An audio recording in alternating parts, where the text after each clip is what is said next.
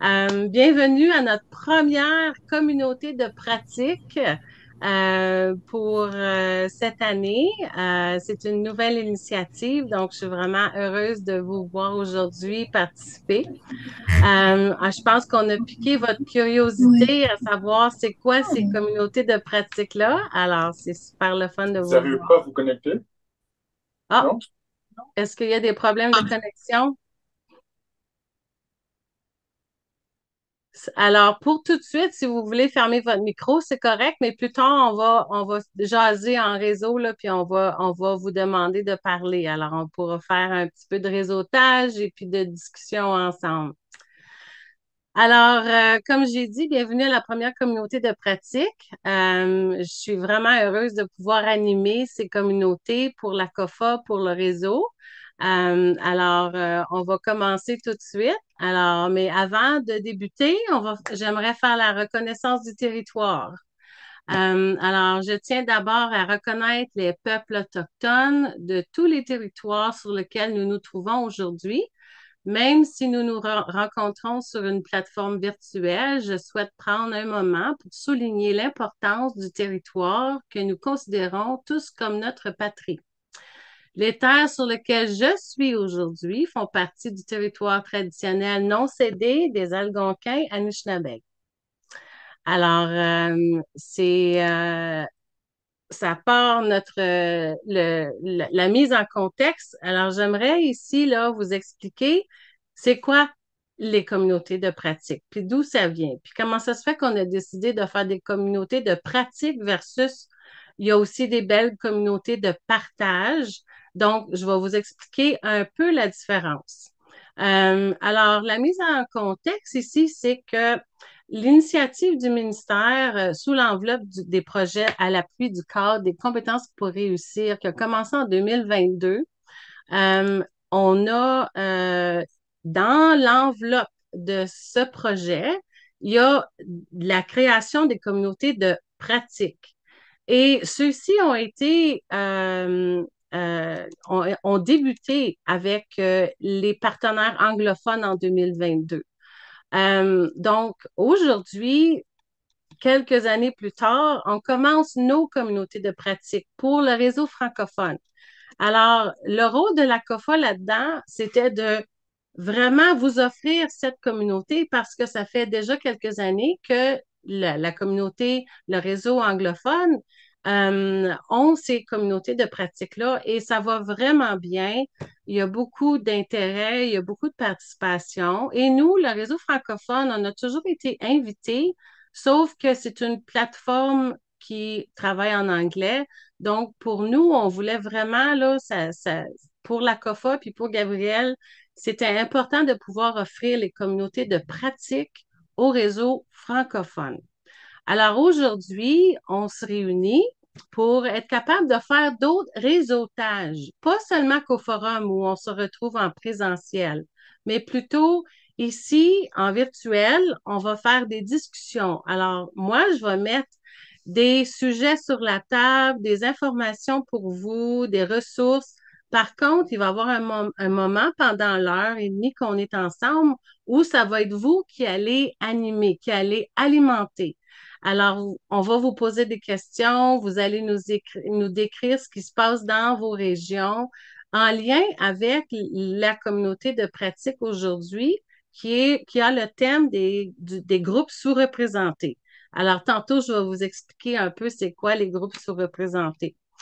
Alors, pour ce faire, j'ai créé un comité de développement pour le contenu. Alors, tout à l'heure, je vais vous présenter ces gens-là qui m'ont aidé là, à développer le contenu. Puis en plus de ça, j'ai participé aux communautés de pratique des anglophones. Alors, sur tous les thèmes, je participe pour représenter la communauté francophone. Alors, j'ai été vraiment bien reçue. Les gens sont super heureux de me voir là. Et là, je prends le contenu et je le fais traduire si c'est pertinent. Et puis, je le présente ici à la communauté de pratique pour notre réseau. Alors, je fais le lien entre les anglophones et les francophones pour que notre réseau soit capable de travailler avec eux puis d'avoir les mêmes ressources qu'eux essentiellement. Donc, c'est ça mon mandat avec la COFA, c'est de vous offrir ces communautés de pratique pour qu'on puisse vraiment travailler ensemble en réseau et puis d'être capable de développer là, ce qu'on pourrait améliorer. Alors, une communauté de pratique, la définition que les anglophones ont utilisée, puis là, nous, on l'a traduit, c'est les communautés de pratique sont des groupes de personnes qui partagent une préoccupation ou une passion à l'égard de quelque chose qu'ils font et qui apprennent comment le faire encore mieux par leur interaction constante. Alors, ça veut dire en autre mots qu'ensemble, on trouve des solutions. Tu sais, pas juste la COFA qui vous donne des ressources ou bien, tu sais, vous allez chercher par vous-même des ressources et puis tu sais, pour essayer de trouver les solutions à vos défis. Mais ensemble, on a souvent les mêmes défis. Donc, on veut travailler ensemble pour essayer de voir comment est-ce qu'on peut s'appuyer. Alors, aujourd'hui, on a le thème des groupes sous-représentés. Donc, c'est juste pour une communauté de pratique avec un thème spécifique. Comme ça, ben, on n'a pas trop de choses, mais dans les prochaines communautés de pratique, on va aborder d'autres sujets, d'autres thèmes. Puis souvent, ça va être des thèmes qui sont en lien avec le projet des compétences pour réussir du ministère.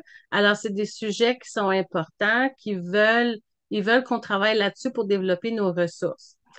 Alors, justement, en 2021, le ministère a introduit ce concept.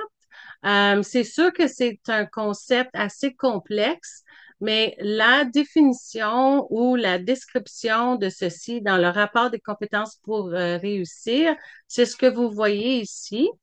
Alors, c'est pour vraiment les exemples de groupes sous-représentés, ça comprend, alors vous voyez ici les femmes, les autochtones, les minorités visibles, les immigrants, les personnes en situation de handicap, des groupes racialisés et les jeunes.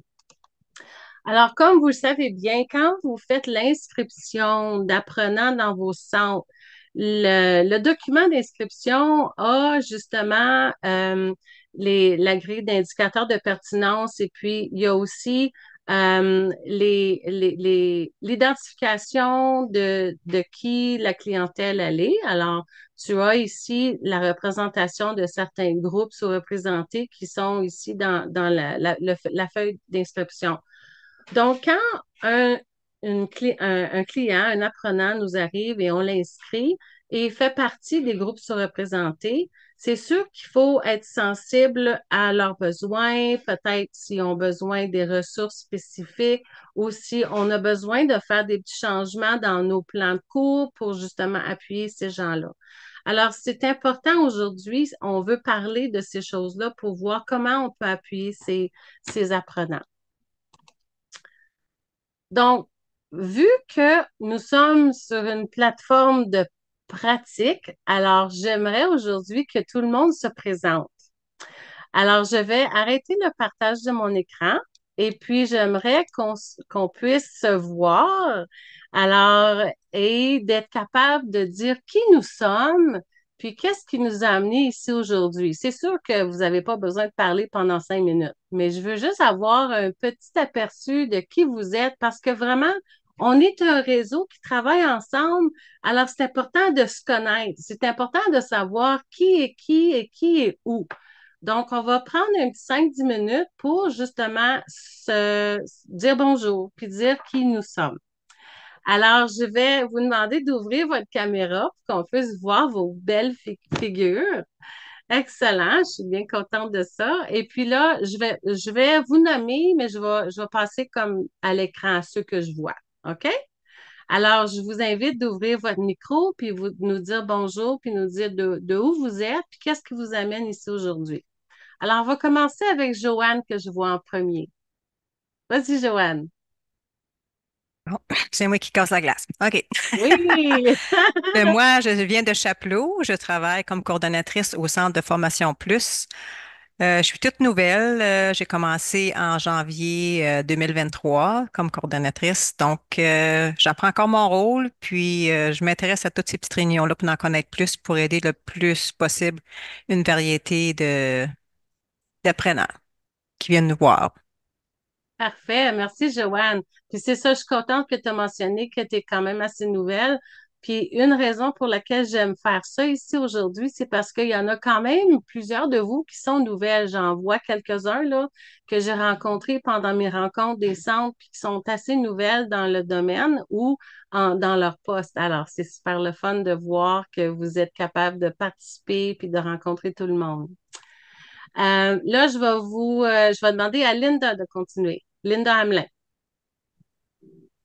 Oui, bonjour. Linda Hamelin, directrice générale du Carrefour de formation pour adultes. Moi, mon but, c'est peut-être d'aider. Si je suis capable d'aider, ça va me faire plaisir. Parfait. Excellent. Oui, parce que Linda, ça fait plusieurs années que tu es en poste, hein? 25 ans. Oui, alors dites combien d'années vous êtes là. C'est intéressant de savoir. Merci, Linda. Joanne, vas-y, Joanne. Bonjour tout le monde. Mon nom est Joanne McCarthy. Je travaille aussi au Carrefour de formation pour adultes avec Linda. Je suis formatrice. Moi, je suis ici pour en connaître plus, puis pour voir qu'est-ce que je peux apporter. Moi, j'ai 24 ans de service. J'ai 24 ans de service au mois d'août. Ça fait que j'espère que je vais pouvoir apporter quelque chose au groupe. Parfait. Merci, Joanne. Alors, on est content d'avoir et d'accueillir les formateurs parce qu'ils sont en première ligne, hein? Alors, c'est important d'avoir les informations puis tu sais, d'avoir les outils nécessaires. Emma, vas-y. Ok, donc moi c'est Emma Delannoy, je suis coordinatrice du centre de formation de la Clé à Penitangushin et à Barrie. Puis ça fait combien de Donc, temps que tu es là? ça fait depuis le mois de mars que je C'est suis ça. là en poste. Donc, tout Emma, comme Joanne, je débute, right? c'est ça. Emma, elle Mais est toute grâce à la nouvelle. COFA, la prise de poste a été beaucoup, beaucoup plus facile. Donc, Joanne, Excellent. n'hésite pas à aller vers Guylaine, vers Chantal, là, comme elles sont de très, très grandes ressources. Et Yasmine aussi qui est là-bas, là, comme elles sont de très, très grandes ressources. Oui, oui. Parfait. Merci, Emma. Doua, vas-y. Oui, donc bonjour, je suis Doa Bacloutier, je suis formatrice à la COPA, au programme FAD depuis 21, donc ça fait 3 ans. Je suis ravie de voir des visages que j'ai rencontrés au forum, des formatrices avec lesquelles je travaille. Et voilà, j'espère pouvoir ajouter un plus à ces communautés de pratique. Parfait. Merci, Doua. Felicity. Allô tout le monde, je m'appelle Felicity, je suis aide administrative ici au centre de la Clé. J'amène avec moi environ 4 années d'expérience de travail dans la santé mentale. Donc pour moi, j'espère vraiment d'appuyer nos clients avec les difficultés et les barrières d'apprentissage aussi. Oui, ça fait Parfait. depuis je pense, mai ou avril que je suis ici au centre. Donc, OK. j'apprends toujours mon rôle, mais je suis hâte à aider. Parfait. Merci beaucoup. Euh, Qatar. Bonjour, donc moi je suis Kautar Kord, je suis formatrice à la COFA au programme FAD. Donc ça fait 1 an que je suis à la COFA et je suis ici à la communauté de pratique pour en savoir plus. C'est quoi une communauté de pratique parce que c'est tout nouveau et d'apprendre davantage. Merci. Parfait. Merci. Sylvie. Bonjour tout le monde. Sylvie Gauthier, je suis la gestionnaire du programme de formation à distance à la COFA. Je suis là depuis maintenant près de 12 ans. Et puis, auparavant, j'ai été 3 ans dans le même domaine, si on peut dire, avec Boréal à Hearst. Donc, voilà, donc ça fait bientôt 15 ans que je fais ça. Puis, je suis là, ben, c'est certain que mon rôle m'amène à voir les besoins de nos centres, de nos membres, des apprenants en général dans la province. Donc, moi, je pense que ça, c'est très important. Donc, bravo, Guylaine, pour ça, parce que je pense que cette communauté de pratique-là va être très utile. Donc voilà, c'est ça. Super. Merci, Sylvie. Louise, notre pionnière. Oui, Ah, bonjour à tous, aux anciennes et aux nouvelles. ah, Alors, moi, ça fait 2 ans que je suis à la retraite. Ça fait 2 ans que j'ai la chance de travailler comme contractuelle pour le COPA. Présentement, je travaille sur, puis c'est très intéressant, là, qu'est-ce qu'on présente aujourd'hui, parce que je travaille sur le projet Compétences pour réussir. Donc, excellent. une grande curieuse. Je suis toujours intéressée à apprendre Oui, des choses. Donc, je suis bien, vraiment contente d'être avec vous aujourd'hui. oui, oui. Puis Louise, elle a passé combien d'années en tant que directrice générale? Ben, pas toujours directrice générale, mais j'étais au centre, moi, j'apprends au-delà de 30 ans. C'est ça, oui. Différente. Alors, J'ai joué tous les rôles. oui, c'est ça, excellent, excellent. Francesca, Oui, bonjour tout le monde. Moi, c'est Francesca Rondella. Je suis formatrice à la COFA pour la formation à distance. Et puis, je suis là aujourd'hui parce que, oui, moi aussi, je suis curieuse. Je voudrais en apprendre plus sur comment pouvoir aider les apprenants et voilà, être de plus en plus efficace dans mon travail. Voilà, faut toujours rester excellent. Merci, ouvert. Francesca. Je ne sais pas si c'est ton micro, mais on ne t'entend pas très bien. Ah, désolé, désolé. Ah, là, Ça c'est doit... mieux. C'est Oui, mieux, c'était là. mon micro, Oui, oui. parfait, Oui. excellent. Excellent. Alors, Renelle. Bonjour tout le monde. Mon nom est Renette Bellil. Je suis de Cochrane, Ontario, du centre de formation Cochrane Irka Falls. Moi, qu'est-ce qui pique plutôt ma curiosité, c'est toutes les idées innovatrices qui vont sortir de ce beau groupe ici, puis espérant qu'on va en avoir plus, car c'est tellement important d'amener des nouvelles idées parce que des fois, on tombe, qu'est-ce que j'appelle, dans un rut. Donc, Ouais. merci beaucoup, Guylaine. J'apprécie beaucoup. De rien, ça me fait plaisir, Renelle. Merci à toi. Nancy. Oui, bonjour à tout le monde. Moi, je m'appelle Nancy Rivard, je suis formatrice à la FAD euh, et agente à la programmation. Donc, c'est moi qui diffuse les calendriers, là. Vous recevez mes courriels assez Oui, oui, régulièrement. oui. Ça fait 14 ans que je suis dans le domaine, 2 ans pour la COFA. Puis, je suis pour en apprendre plus moi aussi, puis partager là, autant que je suis capable. Super, merci Nancy. Puis là, j'ai vu qu'il y a des nouveaux qui sont rentrés. Alors, on est juste en train de se présenter. Alors, bienvenue à la communauté de pratique. On fait juste un tour de table pour pour dire bonjour et puis de se présenter puis de dire d'où on vient. Alors, on continue avec Daniel. Allô, Daniel Giroir, je suis le coordonnateur des programmes au Centre d'éducation alternative à Kapuskasing. Ça fait 25 ans que je suis enseignant pour le Conseil scolaire catholique du district des Grandes-Rivières, mais les 18 dernières années, le Centre d'éducation fait partie de mes dossiers. L'année passée, j'avais un projet pour les communautés sous-représentées, donc c'est pour ça que je suis ici aujourd'hui. Ah, merveilleux. Alors, tu as un peu d'expertise dans le domaine. Ouais. Ah, super. Excellent. Annie, vas-y. Bonjour, moi c'est Annie Filion.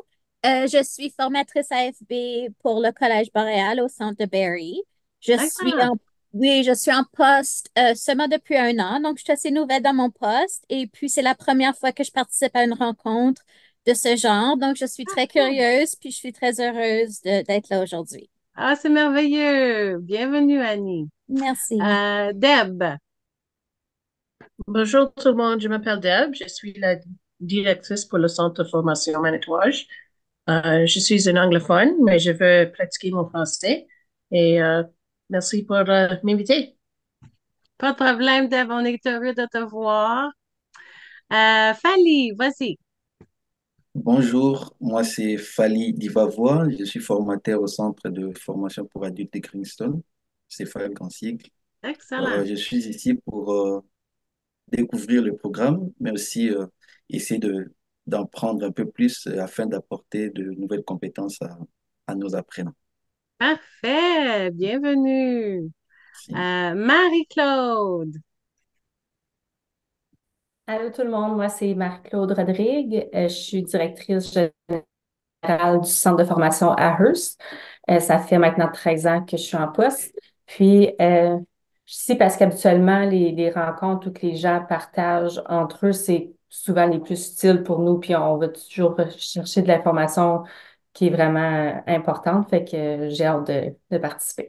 Excellent. Merci, Marie-Claude. C'est le fun de te voir. Ginette Léveillé. Salut. Moi, désolée, là, mais les lundis et les vendredis, je suis secrétaire, puis je suis la personne qui ouvre la porte, puis OK. je fais tout, là. Fait que si j'ai Oui. de l'aide distraite, là, c'est parce qu'il y a beaucoup de Non, va-et-vient, c'est là. correct. On comprend bien ça. On a tous les mêmes dilemmes, hein. On fait tout. On a plein de chapeaux. C'est ça. Alors, moi, je commence ma deuxième année en poste. Ben, j'ai commencé comme en octobre l'année passée, alors c'est ma première rentrée, là. Fait que, mais qu'on finisse le mois Oui, de septembre, je vais avoir ma première année sous mes pieds. oui. Je suis du même conseil que Daniel, alors le conseil des Grandes Rivières. Puis, un petit peu comme Renelle, je trouve que c'est vraiment le fun d'avoir des nouvelles idées puis de partager ce qu'on fait dans les centres. Fait que j'ai hâte d'avoir le partage justement pour ça, là. Parfait. Merci, Ginette. Lydiane. Bonjour tout le monde. Moi, c'est Lydiane Guidouin. Je suis gestionnaire de projet à la COFA. Donc, je suis ici pour apprendre davantage sur les besoins du réseau et également mieux comprendre les réalités de tout le monde là et puis participer aux échanges, aux besoins et surtout peut-être étant donné que je travaille sur des projets, il peut y avoir des idées là qui m'inspirent dans les différents projets sur lesquels je travaille. Parfait. Merci, Lydiane. Plaisir. Là, je regarde. Je crois que nous avons Mathia. Bonjour tout le monde, je suis Mathias. Je travaille dans la clé, indépendant d'embaucher. Ça fait à peine un mois que je suis là et donc je suis là juste pour apprendre et aussi avoir de nouvelles compétences. Et donc, yeah, je trouve ça juste amusant et tout ça, je suis là juste pour apprendre. Donc, c'est ça. Merveilleux, c'est super. Maintenant, nous avons Francine. Je me nomme Francine, spécialiste en emploi à la clé de l'emploi de Peneting Wishing. Oh, attends, j'ai manqué. Euh, elle est de Peneting Wishing. J'ai pas accès à mon micro. Alors, ben, merci, Francine, d'avoir partagé ça dans le chat. Désolée de savoir que tu as des problèmes avec ton micro. Les problèmes techniques, je comprends ça, j'en ai souvent. Alors, on va passer à Chantal. Bonjour, j'ai des problèmes techniques moi aussi ce matin. Vous m'entendez? Oui, on t'entend. Mon ordinateur gèle, j'avais pas d'Internet pour 15 minutes, donc je vais être brève. Je suis la directrice de la Route du Savoir à Kingston, ça fait 9 ans. Je suis sur le conseil d'administration de la COFA, ça fait 7 ans. Et puis, je suis aussi, je fais partie de l'équipe là, pour la communauté de pratique. Alors, bonjour tout le monde. Merci, Chantal. Alors, si je me trompe pas, ben, j'ai un COFA Zoom. Je sais pas c'est qui. Ah, c'est Yasmine. Yasmine, il faut que tu te présentes. C'est moi. Euh, Oui, mais bonjour tout le monde. Je m'appelle Yasmine. Je travaille à la COFA comme adjointe à la direction. Ça fait presque 7 ans que je travaille à la COFA et je suis contente de vous voir tout le monde. Alors, grâce à Yasmine, on a eu la possibilité d'avoir son aide là, pour l'envoi des invitations. Alors, c'est elle, Yasmine, qui envoie là, tous les beaux courriels Avec pour plaisir. C'est ça, oui. Alors, est-ce que j'ai oublié quelqu'un? Est-ce que quelqu'un n'a pas eu la chance de parler? Si oui, vous pouvez aller. Oui? Émilie, je crois. Pardon? Émilie? Oh oui, Émilie. Émilie, vas-y, Émilie. Oh. Bonjour, je me nomme Émilie. Je suis formatrice et secrétaire du Centre de formation du Nipissing. Je suis toute nouvelle.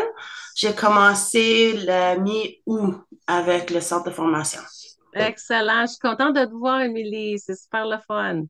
Désolée de t'avoir manqué. Il y a beaucoup de monde, fait que c'est super le fun.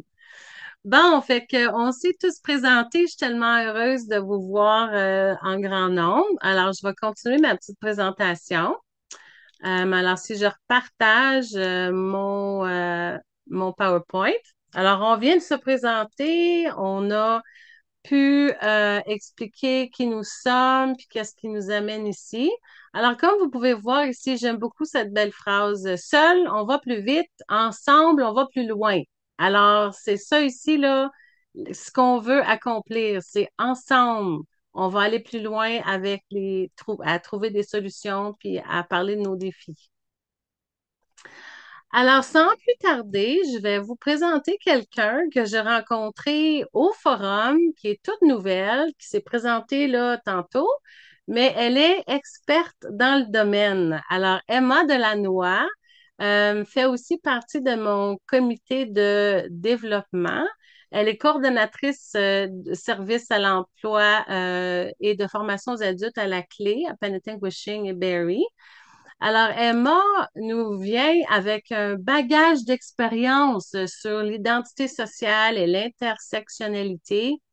Elle a travaillé avec les femmes, elle a travaillé à développer des programmes de soutien pour elles. Elle a travaillé à créer des curriculums. Alors, vous voyez ici un peu là, son expérience pour le décrochage scolaire des jeunes. Elle travaille activement, elle est bien engagée là, dans l'éducation puis la promotion d'une société équitable. En plus de ça, elle a aussi, dans le cadre du Forum de l'éducation de l'Ontario, elle a écrit un bel article qui est vraiment là, qui vaut la peine d'être lu. Alors, ici, à la présentation, il y a le lien. Alors, on n'ira pas le voir, mais quand vous allez recevoir l'enregistrement avec la présentation, je vous invite d'aller le lire. Alors, elle a écrit Dénouer les biais pour une société équitable. Alors, c'est un petit article là, qui est vraiment super intéressant à lire. Alors, sans plus tarder, je vais passer la parole à Emma qui va nous parler un peu de ses expériences et ensuite, on va passer à d'autres diapos où elle va pouvoir m'aider à être co-animatrice pour mettre ces informations-là sur la table. Alors, vas-y, Emma, je te laisse la parole. Donc, bonjour tout le monde, ou rebonjour tout le monde. En tout cas, d'abord et avant toute chose, un grand merci à Guylaine. Comme Guylaine, elle est très modeste, mais elle fait un travail absolument extraordinaire pour nous appuyer et puis pour nous proposer des choses innovantes comme elle le fait aujourd'hui. Donc, Guylaine, un grand merci à toi tout d'abord. Et c'est vraiment lors d'une conversation en groupe, en fait. Il n'y avait pas que Guylaine et moi, on était tout un comité très motivé, avec énormément d'expérience et surtout beaucoup de choses à partager. Et avec tout ceci, Guylaine donc a monté ce beau projet aussi. Donc oui, effectivement, l'identité sociale et l'intersectionnalité est quelque chose qui me tient énormément à cœur. Et avant de commencer, je voudrais vraiment rappeler que nous sommes dans un espace sécuritaire. Les sujets que nous allons aborder et qui touchent en règle générale la construction identitaire et surtout les expériences personnelles sont des sujets qui sont compliqués. Et particulièrement quand on parle de groupes sous-représentés ou de groupes fragilisés dus à la violence, par exemple, on peut vraiment, lors de ces discussions, toucher des expériences personnelles qui sont profondes. Donc, s'il vous plaît, n'hésitez absolument jamais à exprimer un inconfort à tout moment. Il est complètement légitime et naturel. Comme je tenais juste à préciser ceci au départ. Cependant, si l'on veut effectivement avancer dans une société qui est plus équitable et pour être plus au service de nos apprenants, il y a des conversations difficiles qui doivent être faites.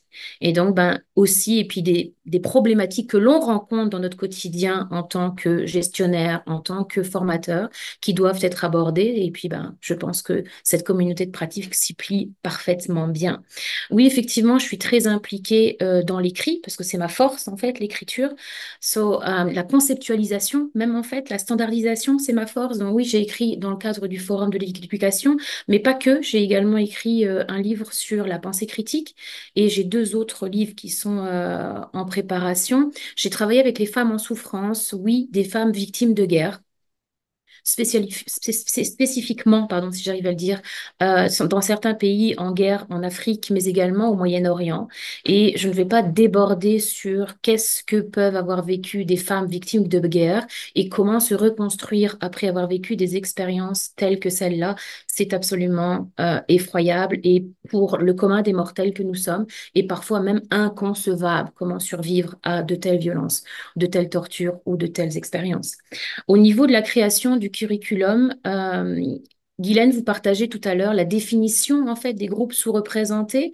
Aujourd'hui, on pourrait rajouter également, après les jeunes, les personnes âgées, parce qu'ils sont devenus aussi un groupe sous-représenté.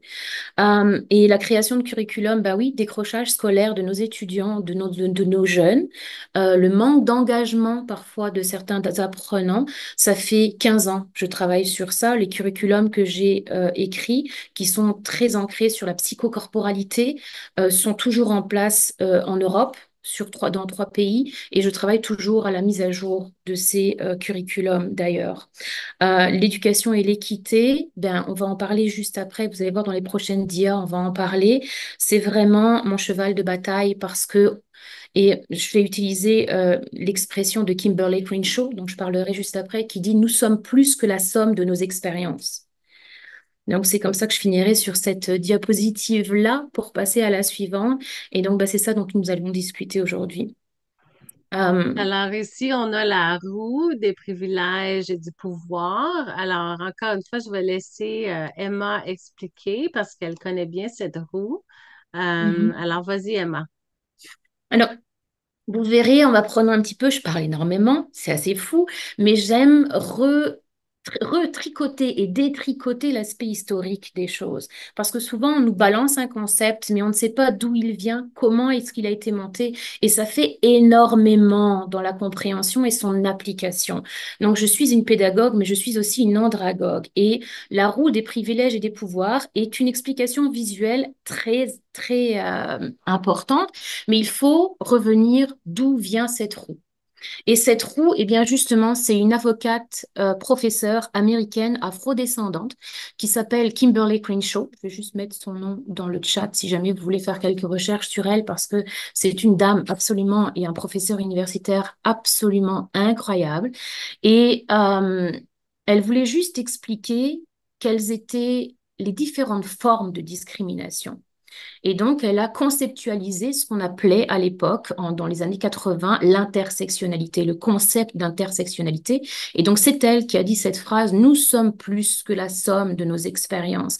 Et je trouve cette phrase extrêmement parlante, parce que c'est vrai, tant en éducation que dans nos vies. Là, et comme vous allez voir comment ça va faire sens, en fait, et pourquoi on parle en alphabétisation, justement, de la roue des privilèges, mais également du concept d'intersectionnalité. Juste une remise en concept, donc on est dans les années 80, où effectivement la place des femmes noires dans la société américaine est particulièrement complexe. Et lorsque Kimberly veut discuter de ceci, ce qu'elle se retrouve face, c'est effectivement, on lui donne effectivement la carte du racisme et on lui donne la carte de comme, encore une femme noire qui veut présenter les choses. Et là, elle prend un temps de recul et littéralement, elle conceptualise et explique comment ça fonctionne. C'est qu'elle n'est pas juste une femme noire. Une femme et une femme noire. Elle est plus que ça. Ce ne sont pas 2 types de discrimination, mais ces 2 points vont englober une somme de divers défis, tant dans l'approche de l'éducation, tant dans l'approche de la vie. Et dans les années 2017, je pense, 2018, la roue des privilèges est sortie, mais elle est sortie d'un concept extrêmement spécifique qui est celui de Kimberly, donc j'aime redonner à César ce qui appartient à César, on dit, c'est ça? Oui. En ce qui concerne la roue des privilèges, comment est-ce qu'elle a été conçue? C'est vraiment... parce que je ne sais pas si les gens la voient très très bien, en gros, là on va dire, au plus vous allez vers le centre de cette roue, au plus vous êtes ce qu'on appelle privilégié, au plus vous avez de pouvoir. Au plus vous vous éloignez du centre, au plus vous avez des défis, en fait, qui s'additionnent, on va dire comme ça, ou qui s'engendrent, au plus vous allez être éloigné de la possibilité d'avoir des privilèges ou d'avoir du pouvoir. On vous en retire, en fait, littéralement. Donc, vous verrez au centre de cette roue, c'est vraiment, comment je vais vous dire, euh, si vous êtes au centre de cette roue, eh bien, vous allez bénéficier d'avantages sociaux, d'avantages économiques, d'avantages culturels construits autour de votre identité, et ceci va avoir des conséquences, littéralement. Au centre, vous allez retrouver les groupes dominants et privilégiés habituels, donc c'est-à-dire, et enfin, je vais rectifier après, les hommes blancs, hétérosexuels, les riches, les valides, euh, tout ce genre de choses. Et au plus vous vous éloignez du centre, eh bien, au plus vous allez avoir des défis. L'idée centrale de cette roue des pouvoirs, c'est vraiment de prouver que le pouvoir et les privilèges ce ne sont pas simplement personnels, mais littéralement structurels dans la société dans laquelle nous vivons. Donc, ce n'est pas en tant qu'individu que se trouvent les problématiques, mais vraiment au niveau de la perception qu'a la société de nous-mêmes. Donc, c'est vraiment une perception et une problématique qui est exotérique, c'est-à-dire comme à l'extérieur de nous-mêmes, et pas ésotérique à l'intérieur de nous-mêmes. C'est vraiment exotérique et on n'a pas réellement de pouvoir sur ceci parce que le pouvoir est à l'extérieur de nous-mêmes. Et donc, c'est à ça effectivement que ceci représente. Quel est le lien avec l'AFB? Lorsque l'on reçoit un nouvel apprenant, lui aussi est en intersectionnalité. Lui aussi, ou elle aussi, on va dire il pour simplifier un petit peu le phrasé, on va dire comme ça. Il est l'ensemble de ses dogmes, de ses croyances, de ses identités, de son éducation, de tout ce qu'il a vécu durant sa vie. Et donc, son entrée, ceci va avoir un impact sur son entrée dans les apprentissages. Et il est là le lien avec l'alphabétisation. Les personnes qui arrivent chez nous en alphabétisation ont eu ou ont rencontré des défis à un moment donné, ou dans leur apprentissage, ou dans leur manière dont ils entrent dans les apprentissages. C'est la raison pour laquelle, et merci Guylaine et à tous ceux qui ont eu cette idée-là, les groupes sous-représentés, c'est vraiment une problématique de l'AFB également. Et comment est-ce qu'on solutionne ceci? Et ça, c'est quelque chose sur lequel je travaille et j'aimerais beaucoup qu'on en discute à un moment donné. C'est ce qu'on appelle la CUA, le concept universel d'apprentissage. C'est-à-dire qu'on prend l'individu apprenant dans sa globalité et dans son aspect holistique et dans son aspect universel. Il n'est pas juste un apprenant, mais la composante de tout ce qu'il est. Et c'est ainsi, en tant qu'apprenant, en tant que formateur ou gestionnaire, qu'on va pouvoir les accompagner vers la réussite. Donc, tout ce que j'ai entendu de la part de Louise, de la part de Joanne, par exemple, qui ont 25-30 ans d'expérience, c'est absolument incroyable. Je me sens toute petite par rapport à elles, pour sûr. Là, et comme elles font ça, par exemple, de façon naturelle. Souvent, j'ai remarqué chez nos formatrices qui ont 20-25 ans d'expérience, ou même parfois moins, hein, 4, 5, 2 ans, ça n'a pas d'importance, c'est une question d'être aussi. On comprend et on voit immédiatement la complexité de nos apprenants. Mon travail à moi, c'est juste de mettre des mots sur ce que vous faites naturellement avec vos apprenants en règle générale. Et la roue des pouvoirs et des privilèges représente ceci un petit peu. C'est tout ce que je Parfait. veux dire par rapport à ceci. Merci, Emma. On va passer à l'autre diapo. Ici, je vous présente une réflexion sur l'identité sociale. C'est encore en lien avec notre sujet. C'est ce qui a été présenté à la communauté de pratique des anglophones, celle-ci puis la prochaine. Alors, moi, je vous ramène ici les informations qui ont été partagées à la communauté de pratique des anglophones pour pouvoir aussi aborder ce sujet-là. Alors, je vais laisser encore Emma parler de ceci. Alors, l'identité sociale nous donne une place, n'est-ce pas? Comme moi, quand j'étais enseignante ou même conseillère pédagogique à mes enseignants ou bien à mes élèves, je disais toujours, on n'est pas tous des girafes. Sinon, il y aurait plus de feuilles en haut des arbres. Chacun a un rôle, chacun a des devoirs et des responsabilités en fonction de nos aptitudes et en fonction surtout de notre mission, right, dans la société en règle générale. Et l'identité sociale fait aussi partie de ça. Parce que notre identité sociale va définir comment notre construction identitaire va nous fait interagir avec l'autre. Et on parlait d'innovation tout à l'heure. Donc, la classe, par exemple, va être, donc la classe, par exemple, ben, notre accès à l'éducation durant notre vie, par exemple, le monde éducatif dans lequel on a vécu avec nos parents, nos familles, etc., va déterminer notre identité sociale à un moment donné ou à un autre. Notre âge, notre génération, c'est parfois que l'intergénérationnalité est parfois complexe pour la compréhension de l'autre également. Donc ça va aussi jouer. Parfois, on me demande, oh, mais c'est quoi ta légitimité pour parler des groupes sous-représentés? Ben, je suis une femme, je suis issue de l'immigration. Et contrairement à ce que l'on pense, quand je suis arrivée ici au Canada, on pensait que j'étais quelqu'un avec tous les privilèges. Ben non, j'ai une barrière avec la langue également. Comme je fais partie des groupes sous-représentés et des groupes sous-représentés invisibles, même si ça ne se voit pas là, présentement. La citoyenneté, par exemple, fait partie de nos identités sociales et puis va nous limiter dans nos accessibilités, les différentes habilités, comme on a des personnes qui ont des handicaps, par exemple, là, par exemple, nous avons un nouvel apprenant, il a des défis auditifs. Et puis, avec certains cours qui sont online, par exemple, ben ça, c'est un nouveau défi auquel on va devoir effectivement s'adapter pour cet apprenant. Je vais laisser l'ethnie pour l'instant parce que je voudrais m'attarder là-dessus. Les orientations sexuelles, le fait que effectivement on fait des choix de vie spécifiques, ben, va nous donner des défis ou des barrières. L'aspect cis ou trans, c'est si on est à l'intérieur ou à l'extérieur des choses. Ça n'a rien à voir avec les aspects sexuels en règle générale. Là, l'aspect cis et trans, c'est vraiment de se dire, est-ce qu'on fait partie du système ou est-ce qu'on n'en fait pas partie? C'est-à-dire, est-ce qu'on pense dans la boîte ou on pense à l'extérieur de la boîte? On est le chat de Schrödinger ou on n'est pas le chat de Schrödinger? Et également, le genre va influencer notre identité sociale. Nous ne sommes pas égaux face au genre et puis ça, c'est une réalité. Je voudrais juste m'adapter sur le mot ethnie, juste quelques secondes. Je m'excuse, je dois juste reprendre mes notes par rapport à cela, parce que je ne voulais pas dire de bêtises. C'est là où on va devoir innover, ensemble.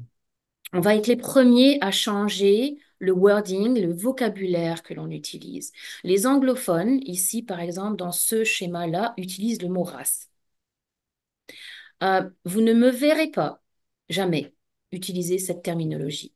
Et pourquoi? Ça, c'est dû au fait que comme je suis issue des sciences, comme j'ai un master en biologie moléculaire, là, comme je suis vraiment un produit des sciences à la base, et le mot en lui-même race est un non-sens scientifique.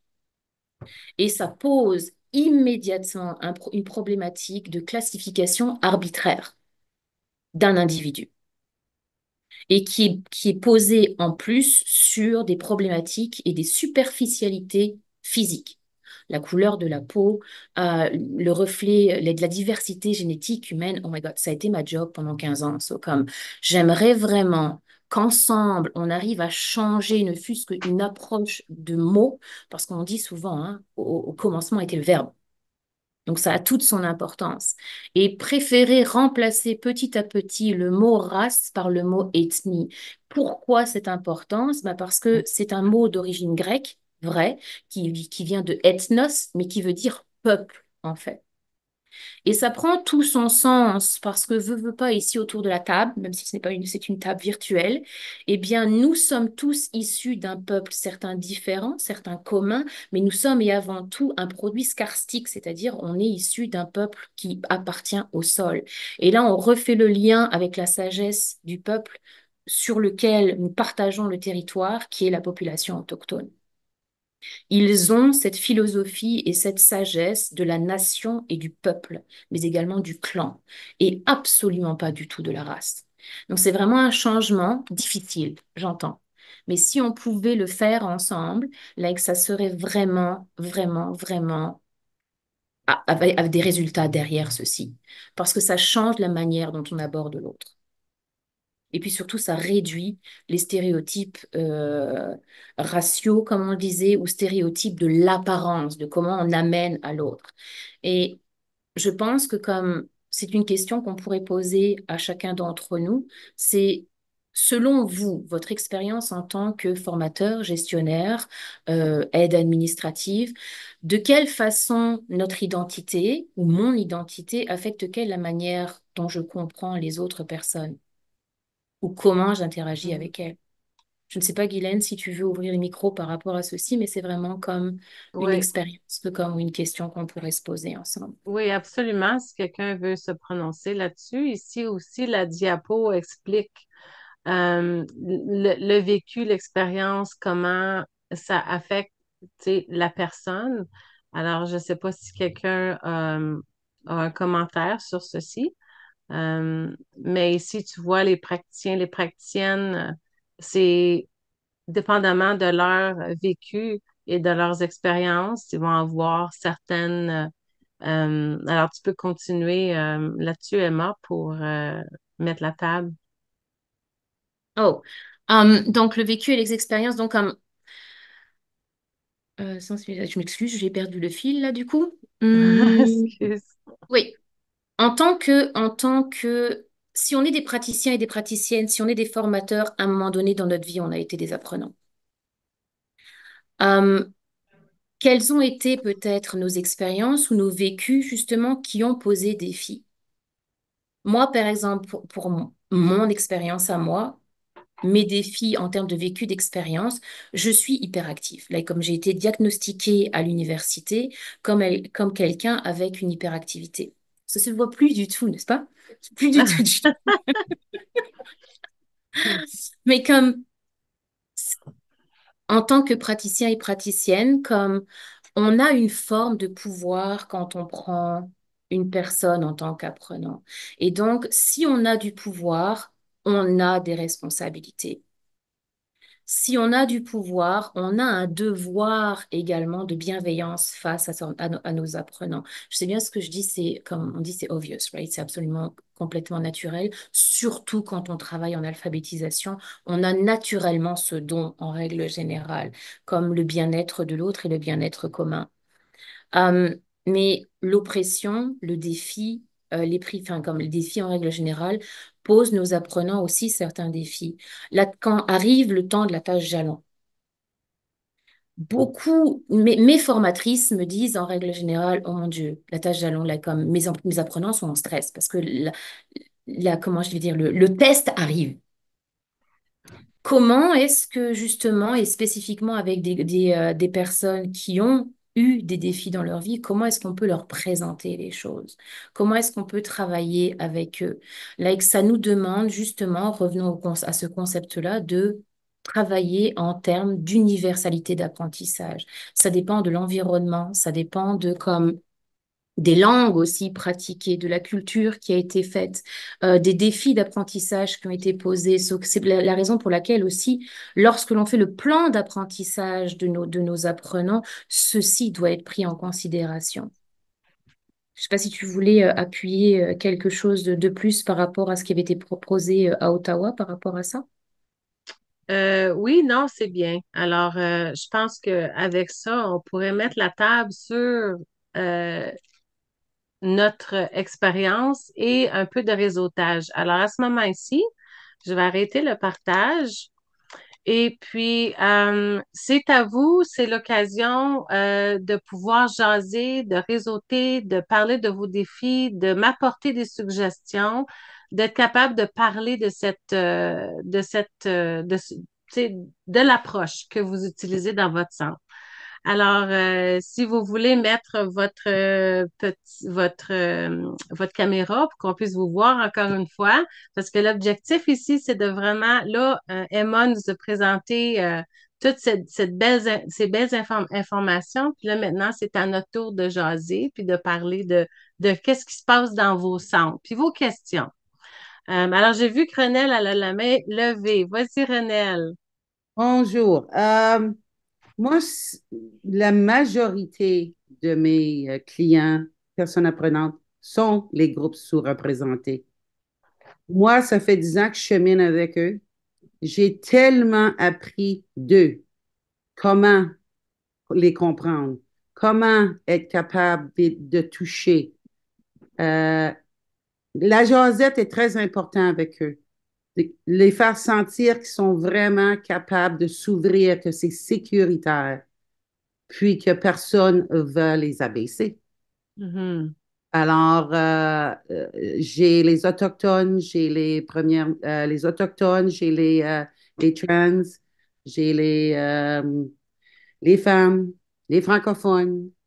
Alors, c'est ma clientèle, je les adore. Puis, vraiment, pour moi, c'était vraiment, en tant que personne, une ouverture sur qu'est-ce qu'on a comme ressources dans nos communautés, dans nos groupes sous-développés. Mhm. Alors, pour moi, c'était une expérience incroyable pour 10 ans.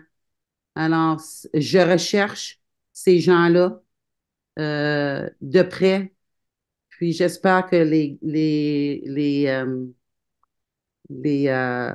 centres vont faire la même chose. Présentement, moi, une ligne directrice qu'on a prise cette année, c'est de vraiment ouvrir nos portes aux 3 groupes, puis de vraiment se joindre la communauté entière, puis de faire un genre de comité pour ces gens-là qui peuvent être capables d'avoir une voix.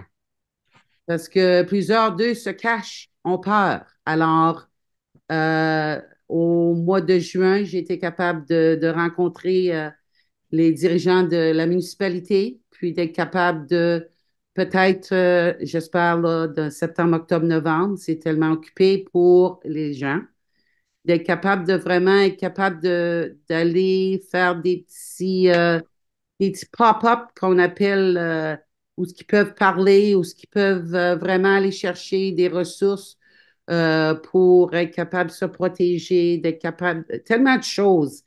Puis peut-être un petit festival. Alors, c'est toutes des choses qu'on regarde à faire ici à Cochrane. Puis j'espère que qu'on va être capable, mais comme je dis, ça va prendre beaucoup de temps, puis beaucoup d'écouter les groupes. C'est pas nous qui doit mener ça, c'est les groupes. Donc, Oui. Merci, René. Je pense que tu fais des vraiment belles choses. C'est un centre lead là, pour notre réseau avec toutes tes initiatives. Puis je pense que tu as fait un bon point, c'est d'aller chercher les ressources à l'extérieur et l'appui des dirigeants, des politiciens, des gens, des autres organismes alentours, d'aller chercher leur appui pour bâtir, tu sais, pour être capable d'appuyer tous les groupes, puis tous les sous-représentés, puis tous les apprenants qui viennent nous voir. Alors, je ne sais pas s'il y a d'autres initiatives dans les centres qui se font. Je ne sais pas. Je sais qu'il y a des DG dans les régions là, qui ont travaillé sur des beaux projets. Alors, si vous en avez, j'aimerais ça que vous m'en partagez aujourd'hui pour voir qu'est-ce qui se passe.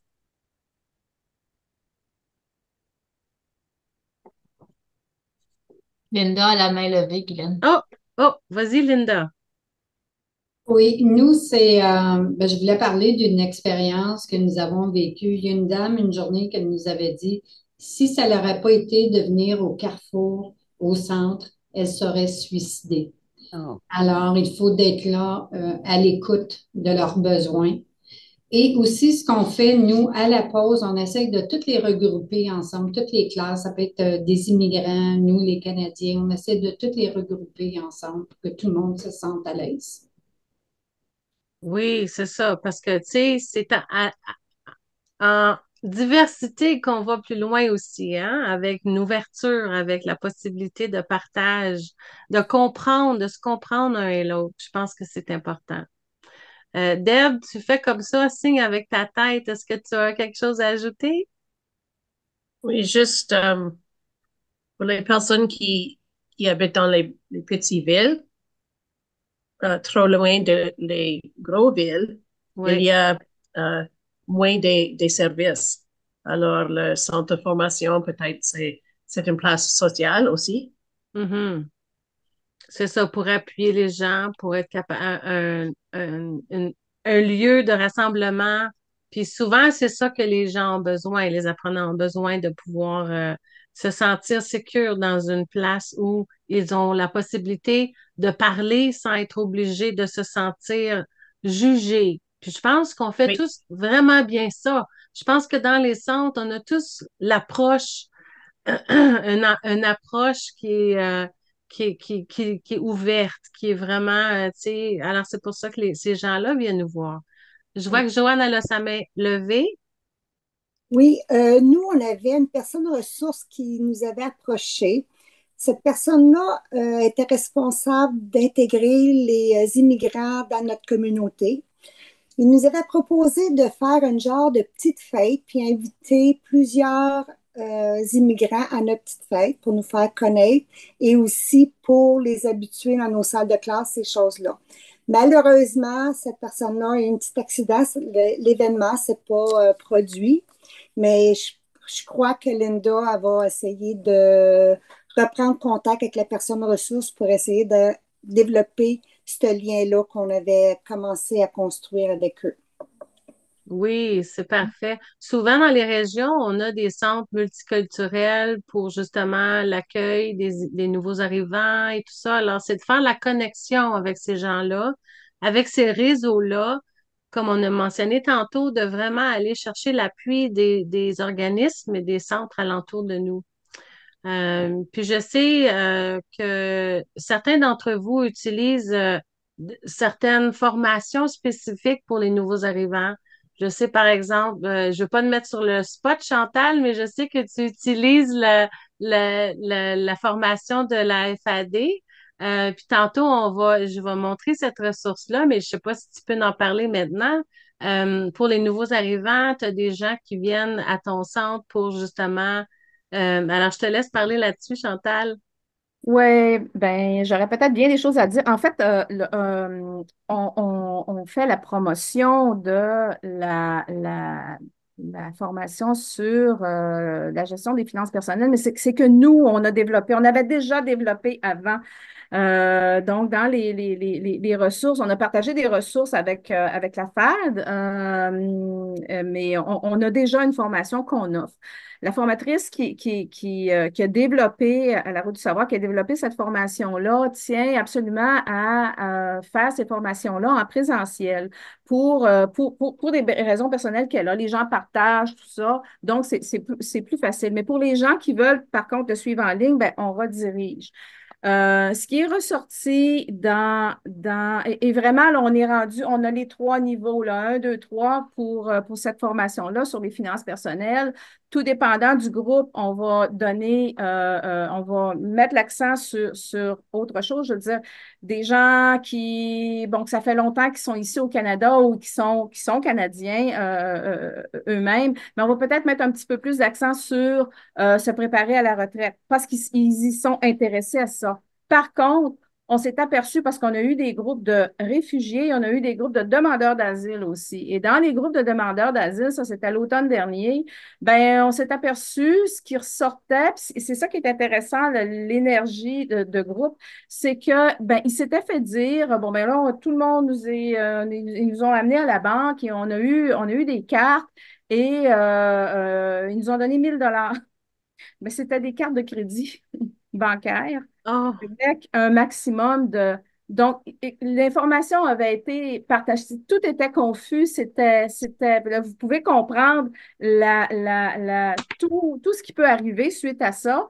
Donc, en tout cas, heureusement que ce groupe-là, c'était un groupe d'une dizaine de personnes. La formatrice a été capable de rectifier le tir et de dire, oh, faites attention, cet argent-là, vous allez le devoir. Autre truc aussi, ben, dans une discussion de groupe, encore avec ce même groupe-là, ben, il y a un type, ben, lui, il est riche, lui. OK, ben, il est riche, pourquoi? Ben oui, mais il y a beaucoup d'enfants dans son pays, tu sais, c'est un père de famille, puis il y a plusieurs enfants. Puis ici au Canada, ben, tu as de l'argent parce que, tu sais, selon le nombre d'enfants, donc tu deviens plus riche. Écoute, ça, c'est des choses qu'il a fallu rectifier un peu les notions que ces gens-là, les interprétations qu'ils avaient eues. C'est hyper important. Je viens de faire un suivi de fin de formation là, de 6 mois avec tous ces gens-là. C'est unanime, là. Ce sont des formations qui sont hyper importantes pour eux autres, surtout une personne qui est nouvellement arrivée, une personne personnes, même les gens qui sont un peu plus fortunés, c'est pas nécessairement que ça doit être des demandeurs d'asile ou des réfugiés, mais le système canadien est différent, le magasinage et tout ça. Donc c'est de les mettre au fait, dans le fond, ben ici, voici comment ça se passe, puis peut-être que dans ton pays, ça se passait autrement, mais la notion, finalement, et fait renforcer les gens. Donc, c'est ça. Nous autres, on a trouvé que c'était hyper important. Écoute, il y a une des personnes avec qui j'ai fait un suivi qui est maintenant rendue à Vancouver. C'était difficile pour lui de rester à Kingston. Donc, il a cheminé là, Winnipeg, en Alberta après ça, à Calgary, puis là, il est rendu à Vancouver. J'ai juste hâte de faire mon prochain suivi avec lui. Ben oui. Quand même les suivis parce que c'est intéressant. Puis écoute, c'est ça. Ils n'ont que des éloges à l'effet de ces formations-là. Donc, nous, à la route à Kingston, on le donne en présentiel, mais je recommande fortement, là, si vous n'avez pas cette formation-là, mais la FAD, là, donc, dirigez vos gens vers la formation. Puis vous pouvez peut-être avoir un formateur qui est là aussi dans la salle. Ça peut être fait en groupe et il peut avoir de l'interaction finalement, les questions qui sortent suite à ça. Ça leur est. C'est ce qui peut faire le succès finalement de leur entrée ici au Canada ou non, ou que ça soit un désastre dans le fond. Je vais juste dire aussi, peut-être là-dessus, une expérience passée que j'ai eue moi-même. J'étais coach là, de personnes qui voulaient travailler dans le domaine de l'administration, de bureau, comptabilité et tout ça. Il ne faut pas prendre pour acquis que les gens connaissent tout, tout, tout, tout. Je vous donne un bel exemple. Quelqu'un en comptabilité qui avait été à l'université, la dame, elle était très intelligente.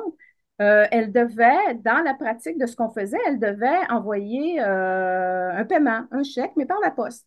Et puis, ben, bien qu'elle savait faire tous les autres trucs, toutes les autres choses, qu'elle connaissait les logiciels, elle n'était pas capable d'adresser une enveloppe. Et moi, j'ai eu une belle expérience de ce côté-là, parce que c'était ma première expérience. Tout était croche, les adresses étaient mises au mauvais endroit, le timbre était mis au mauvais endroit, puis on prend pour acquis que, ben, on l'a toujours vu comme ça, c'était tellement percutant puis pertinent, cette expérience-là. Si vous saviez, Post Canada donne une directive, il y a une petite procédure sur comment adresser une Oui. enveloppe. Alors, ben, j'ai sorti ça, puis je lui ai donné. Mais je pense qu'elle s'est aperçue avec ses confrères en apprentissage que, mon Dieu, j'aurais dû savoir ça. Les autres le savent, puis moi, je ne le sais pas. Mais je dis, il ne faut pas amoindrir les connaissances. Elle avait beaucoup d'autres connaissances, mais c'est juste que ça, elle ne le savait pas. Puis je veux dire, on a passé au travers de ça. Elle l'a fait correctement, puis après ça, ben, je veux dire, elle le savait pour la suite. Mais il ne faut pas prendre pour acquis parce qu'une personne a eu certaines connaissances et parce qu'une personne a peut-être des diplômes, qu'elle connaît tout, tout, tout, tout sur toute la ligne. Il faut découvrir avec la personne justement, ben, qu'est-ce que tu as besoin au juste de ton apprentissage? Tu as besoin de quoi au juste? Des fois, il faut gratter un petit peu, mais ces gens-là en ressortent grandis. Puis, ben, par le fait même, je vais vous dire, pour avoir vécu l'expérience, nous aussi, on en sort grandis. Il ne faut pas avoir peur. Absolument. Merci Chantal, c'est super ce que tu as, ton intervention puis tes explications. Puis juste pour vous donner une petite expérience pour ma part aussi, moi quand j'étais au CFN, j'ai embauché un Tunisien qui est devenu formateur au CFN pendant que j'étais là, puis il a travaillé avec nous pendant plus d'1 an. Puis il était nouveau arrivant. Quand il est arrivé, puis il était obligé de s'établir, de s'installer dans un hôtel. Alors j'ai aidé là à faire la transition d'un hôtel à une maison et puis de bâtir, tu sais, tout ce qu'il avait besoin pour sa petite famille. Il avait une petite fille aussi. Puis c'était un francophone de la Tunisie. Mais en parlant, en travaillant avec lui, on était bien ouverts. On se parlait de notre culture, de notre, tu sais, de tout ce qu'on avait là, tu sais, d'important dans nos familles, nos traditions et ces choses-là. Et puis, quand on parlait, quand je lui envoyais des courriels, des fois, je mettais une petite expressions francophones. Puis là, à un moment donné, il est venu me voir, puis il était comme, Guylaine, qu'est-ce que tu veux dire par ça? Il avait aucune idée. Qu'est-ce que je voulais dire par l'expression, par exemple, ah, j'ai la tête qui déborde, ou tu sais, des choses qu'on dit en français dans la francophonie ontarienne ou tu sais, québécoise, ou tu sais, que lui, tu sais, il n'utilise pas. Alors, il faut être conscient de ces choses-là quand soit qu'on a un formateur qui est d'une différente culture, nouveau arrivant, ou si c'est un apprenant qui nous arrive. Alors, il faut être sensible à ces choses-là, puis de bien comprendre comment est-ce qu'on peut former et appuyer, et puis aussi écouter ce qu'eux ont à nous dire. Puis moi, j'étais super intéressée d'écouter puis de savoir c'était quoi leurs expressions. Alors, il faut être ouvert.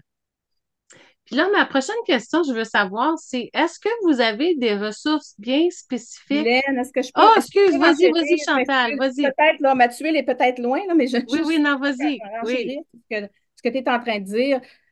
J'inviterais tout le monde peut-être à, si vous voulez, passer un petit peu de temps sur notre page Facebook.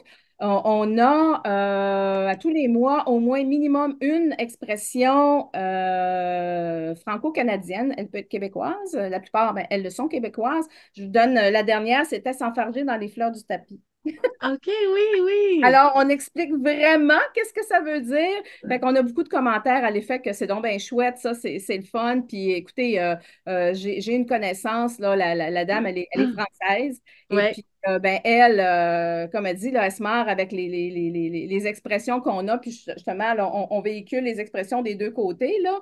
Mais c'est un autre genre d'outil Oui. Puis, Chantal, est-ce que tu peux mettre l'adresse de ta page Facebook dans le clavardage pour les gens? Oui, oui, je vais la chercher puis Super, OK, ouais. oui, OK, super. Puis le nom de ton centre, c'est la clé. La route Non, du savoir. la route de la... Ah, excuse. Ouais. Mais c'est La bon, route Chantal, du savoir de Kingston, la Bien route que du savoir. j'adore ce qu'elle m'a fait. Elle est très Oui, fitée. oui, oui, oui, oui, oui. mais c'est vrai, Chantal, J'ai rencontré tous les centres, hein. Alors, les centres, les noms des centres, c'est partout dans ma tête. et Chantal a extrêmement raison, comme les idiomes, comme les expressions spécifiques liées à la Oui, culture. Là, comme c'est vraiment une clé d'entrée c'est pour le ça. sentiment d'appartenance, mais aussi pour l'humour, en fait. Parce que comme moi, je me souviens, l'expression qui m'avait fait beaucoup rire, c'était lâche pas la patate. C'est comme, Oui, what? c'est ça, oui, oui, Mais c'était de comme quelle quoi? patate tu parles? Oui, oui, c'est ça, oui. Donc, nous, on a un cours comme ça, comme mes formatrices donnent littéralement un cours sur les Oui. idiomes franco-ontariens, franco-canadiens, parce que même entre Québec et l'Ontario, c'est tout un monde. Entre l'Ontario et l'Alberta francophone, c'est tout un monde. Comme c'est toujours très intéressant. Oui. Bon, là, tu me fais penser à quelque chose, Emma. Vous avez cette formation-là, Chantal a cette formation-là. Est-ce que, en communauté de pratique aujourd'hui, ce que je vous propose de faire, c'est de partager ces informations-là avec les autres, si ça vous en dit. Alors, parce que ici, là, aujourd'hui, on travaille, on parle des défis, des choses qu'on a appris, des bons coups, des choses qui sont plaisantes. Puis la réalité dans plusieurs de nos régions, c'est que oui, on sert beaucoup de cette communauté-là, les groupes sous-représentés. Donc, si vous avez des bons outils, si vous avez des belles ressources, parce que là, moi, je vais vous en présenter quelques-unes après, là, on va passer à ça, mais ressorti de cette communauté de pratique ici aujourd'hui, ça serait bien de pouvoir partager les outils ça vous tente de partager, certainement aux autres centres. Ça va vraiment être une belle réussite. Si on peut faire des choses comme ça pour être capable d'alimenter et puis de bâtir notre boîte à outils pour appuyer ces gens, appuyer ces groupes. Alors, je pense que c'est ça qui serait vraiment important qui ressorte de cette communauté de pratique. Chantal, elle vient de mettre son site Facebook dans le clavardage. Alors, vous pouvez aller le copier pour aller regarder dans Facebook. Fait que je Je ne sais pense pas même que si vous... si nous avons tous des réseaux sociaux, en fait, Oui, à partager en fonction de nos centres, ce serait bien de les mettre dans le chat parce que veut pas. je pense toujours au ministère, right? Puis on va vers les compétences pour réussir, donc ils vont nous faire travailler en réseau et on devra le justifier. C'est On a ça. tous, enfin, ça fait peu de temps que je suis là, c'est vrai, mais rien que le forum, par exemple, où je suis allée, j'ai vu comment est-ce que chacun d'entre nous travaillait et vraiment, on a des ressources extraordinaires. Là, on Oui, est vraiment fort et on sous-estime nos ressources, vraiment. Puis c'est vrai ouais. qu'on est enfermé dans nos localités, on va dire comme ça. On n'a pas le temps forcément d'aller vers l'extérieur. Donc, si on pouvait déjà commencer par les réseaux sociaux, ce serait vraiment extraordinaire. Sylvie a la main levée. Vas-y, Sylvie. Merci. Je voulais juste mentionner, quand vous parlez de partager des ressources et tout ça, peut-être, je ne sais pas, peut-être pas tout le monde qui sont au courant, mais la COFA a un groupe Facebook auquel vous devez être participer et tout ça. Donc, devez être inscrit. Donc, c'est pas public à tous, c'est vraiment pour nos membres. Donc, si vous n'êtes pas inscrit, je vous invite fortement à aller le faire.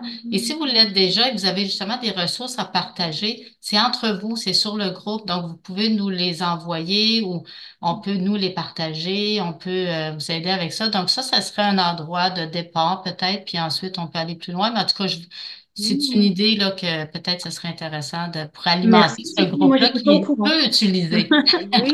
Merci Sylvie, moi Ah, je le ben, savais pas. Merci à toi. Est-ce que tu peux mettre oui. le lien dans le chat? Ça ne te dérange Euh, pas? Ben, je oui, je pense vais que vérifier parce que, ouais, mais peut-être. ce que je peux proposer aussi, c'est Yasmine, à la fin, quand l'enregistrement va être prêt, elle va envoyer la présentation, elle va envoyer d'autres documents que j'ai de prêts pour vous. Et puis, avec ça, peut-être, Yasmine, je pourrais te demander d'envoyer le lien de la page Facebook pour que les gens puissent aller s'inscrire.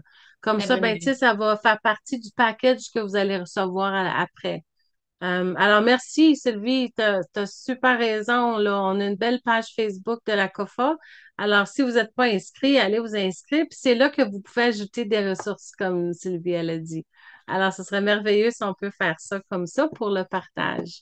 Parce que un des défis de la COFA, c'est pas un défi, mais c'est la page Facebook, ça fait déjà quelque temps qu'elle est créée, mais il aimerait voir que ce soit utilisé un peu plus. Alors, si à la suite de cette communauté de pratique aujourd'hui, on peut voir une augmentation dans l'activité, ça serait vraiment super le fun. Alors, est-ce qu'il y a quelqu'un d'autre qui aurait une intervention ou bien un commentaire ou quelque chose à dire par rapport à ce qu'on discute aujourd'hui? Mais là, il est déjà 12h13, donc je vais passer à la prochaine diapo pour vous présenter des ressources que j'ai pour vous. Alors, avec cette communauté de pratique et avec l'aide du comité de développement, j'ai mis sur pied, j'ai fait comme une boîte à outils de ressources pour ce thème. Alors, je vais vous présenter ça, puis quand vous allez recevoir la présentation, tous les liens y sont. Vous pouvez cliquer dessus puis avoir le document dont je fais référence. Donc, ça va comme vous appuyer pour être capable de bâtir une trousse, pour être capable de faire plus d'apprentissage sur le sujet, si vous le désirez. Alors, si je vous repartage ma présentation. Alors, bravo tout le monde, c'était super le fun de vous entendre. OK. Donc, cette diapo ici vous présente un peu d'outils pour aider à mesurer vos connaissances. Alors, ce que je propose ici, c'est en groupe, dans vos centres, avec votre équipe, vous pouvez imprimer ou utiliser ces outils-là pour faire un genre d'audit interne, pour mesurer un peu les connaissances, puis sensibiliser les gens des choses à guetter ou à surveiller ou à développer certaines compétences et puis de savoir si nos connaissances, ben, en tout cas, c'est un peu de perfectionnement professionnel. Ça donne la possibilité de faire une petite rencontre d'équipe sur ce sujet. Alors ici, il y a un quiz. Alors, quand vous allez recevoir la présentation, vous cliquez là, puis c'est un quiz sur la communication interculturelle. Alors, vous pouvez demander à vos employés ou vous pouvez aller le faire pour aller juste mesurer vos connaissances. Ensuite, ici, c'est un beau document qui m'a été partagé par le Collège boréal de Sudbury, qui, eux, ont développé un atelier sur le sujet. Donc, ici, j'ai monté, avec leur partage, ils m'ont donné certaines ressources. Et puis, c'est un document Word que vous allez aussi recevoir à la fin de la présentation, que vous pouvez utiliser aussi pour faire une auto-évaluation de comment vous travaillez avec les apprenants. Ensuite, il y a deux sites web ici qui ont des bonnes ressources pour justement aller faire construire votre boîte à outils. Il y a des outils là-dedans, donc vous pouvez les utiliser pour ça. Puis ce guide ici, c'est un guide pour accueillir un nouvel arrivant francophone. Donc, il y a vraiment de la belle information là-dedans. Donc, cette diapo ici, c'est des outils pour le perfectionnement que vous pouvez utiliser. Moi, j'ai eu la Ensuite, chance de voir Pardon, excuse-moi, oui, Guylaine. J'ai eu la vas-y. chance d'aller voir les 91 gestes Oui, pour accueillir. Et puis, c'est vraiment typiquement, on va dire, pour l'Est ontarien et comme pour les nouveaux arrivants qui viennent, qui sont à Ottawa, qui sont à Welland, qui sont à Kingston, ou bien qui sont à Timmins, comme on a une culture ontarienne et franco-ontarienne encore plus, qui est encore plus riche. oui, Comme c'est toujours intéressant aussi d'intégrer notre petite couleur, on va dire comme ça, en fonction de la région dans laquelle on est. Donc c'est vraiment aussi un bel outil que l'on peut adapter à nos réalités de terrain aussi. Pardon, je oui. m'excuse de faire ce Non, commentaire. absolument, Emma, tu as bien raison. Alors, les outils que je vous présente, vous pouvez les utiliser dans votre région, dans votre centre, puis vous les modeler pour vous appuyer avec les besoins que vous avez dans votre centre. Alors ici, ce sont des ressources et encore une fois, ils sont tous en lien et toutes ces ressources ici ont été traduites par la COFA avec le fonds de traduction qui est vraiment un fonds super euh, important pour la COFA parce que les outils qui se développent au réseau anglophone, il y en a des excellents. Donc, ceux-ci sont des outils qu'ils ont développés pour le thème abordé aujourd'hui. Donc, ici, c'est des feuillets d'information, c'est des petits rapports, des outils, des ressources que vous pouvez utiliser aussi pour bâtir votre boîte à outils sur le sujet. Et puis juste développer les compétences et puis de sensibiliser les gens par rapport à ce thème. Ensuite, pour aller explorer les ressources qui expliquent déjà, qui existent déjà, vous avez le Centre Fora. Alors, le Centre Fora, ils ont des modules pour les compétences génériques pour les nouveaux arrivants. Donc, ici, le lien vous amène à des cahiers déjà créés qui pourraient être utilisés dans vos centres. Alors, c'est des outils qui sont déjà là pour la formation. Donc, pour les formateurs qui sont ici aujourd'hui, vous pouvez aller explorer les outils du Centre Fora. Puis, il y a plusieurs choses que vous pouvez utiliser et même adapter pour justement les groupes sous-représentés. Ensuite, les compétences pour réussir ici, il y a beaucoup de belles informations là. Là, tout à l'heure, on en a parlé, Chantal en a parlé.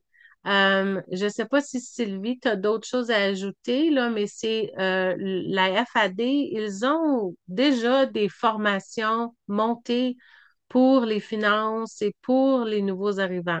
Donc, je ne sais pas, Sylvie, si tu as d'autres choses à ajouter à propos de ça, mais j'ai mis le lien ici au plan de cours pour la gestion des finances.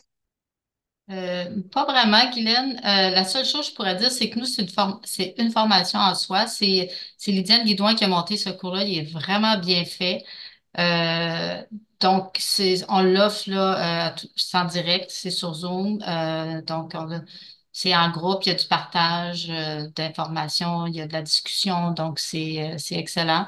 Oui. Puis, s'il y a des questions, ça va nous faire plaisir d'y répondre. Puis, c'est ça. Donc, oui, puis il est bien apprécié. Ceux qui suivent ce cours-là, c'est vraiment apprécié.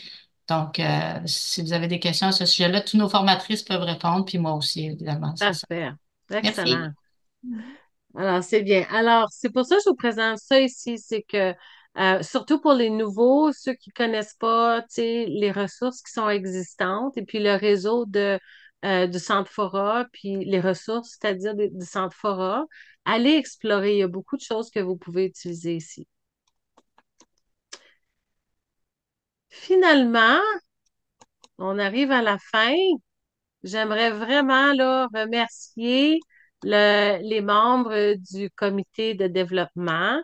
Alors, c'est Sylvie Gauthier, Emma Delannoy, merci Emma, Marie-France du Centre Moi J'apprends, Linda Hamelin, qui est aussi partie du comité, Stéphanie Leclerc, Chantal, Ginette d'ABC Communautaire. Alors, je vous remercie beaucoup. On a d'autres rencontre de comité qui s'en vient parce qu'on a notre prochaine communauté de pratique qui va avoir lieu au mois d'octobre. Alors, il m'appuie là, pour m'aider avec ça. Ensuite, je veux remercier Amélie Ouellet du Collège Boréal Sudbury pour le partage des ressources qu'elle m'a si gentiment partagées là, pour les compétences interculturelles. Et je remercie énormément Emma pour sa co-animation et le beau message qu'elle a passé avec ses expériences et puis son expertise dans le domaine. Puis je voulais vous laisser savoir que la prochaine communauté de partage, ça va être lieu de travail, main-d'œuvre et lieu de travail au mois d'octobre. Alors, je vous remercie énormément pour votre participation, mais là, je vais vous laisser quelques minutes si vous avez des questions, des commentaires. Je vais arrêter le partage et puis vous pouvez me dire si vous avez d'autres questions ou d'autres commentaires. Ça fait déjà 1 heure et demie presque qu'on parle. Alors, Oui, c'est passé très, très vite.